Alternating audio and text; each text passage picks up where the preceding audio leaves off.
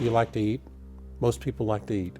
And our agricultural economy, our agricultural industry, so to speak, in the United States has been something that's made our country great.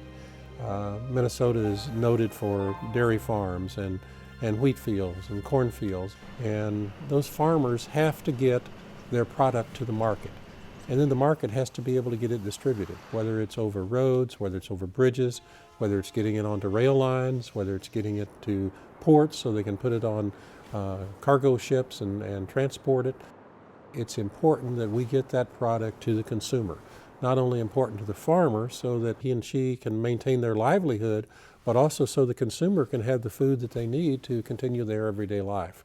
The quality of the roads and bridges, the quality of our ports, the quality of our rail lines are integral to that basic tenement of our economy and our way of life in the United States.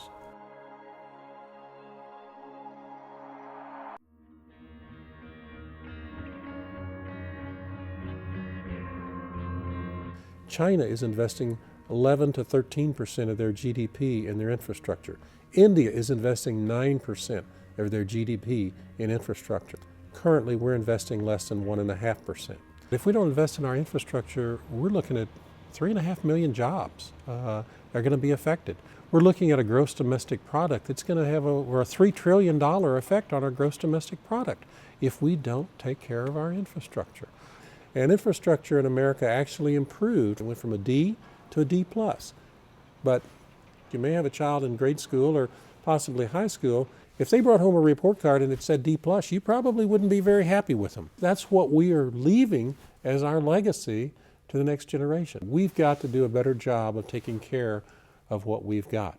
And our infrastructure, whether it's roads and bridges, whether it's inland ports and waterways, whether it's the railroad system, our water and wastewater systems and our stormwater, we've got to do a better job of taking care of them for the legacy that we're going to leave to our children so that they're going to enjoy the quality of life that we have. The United States is the greatest country in the world, yet we're falling behind in taking care of the basic factor of life that affects quality of life, and that's our infrastructure. I applaud what Minnesota has done. Minnesota has developed this program, Minnesota 2050. When I was national president of APWA, I challenged the APWA chapters, what is your chapter, what is your community, what is your state going to look like in 2050? Minnesota took up the bit, and they have done something about it. They have developed, and they are developing a Minnesota 2050 plan.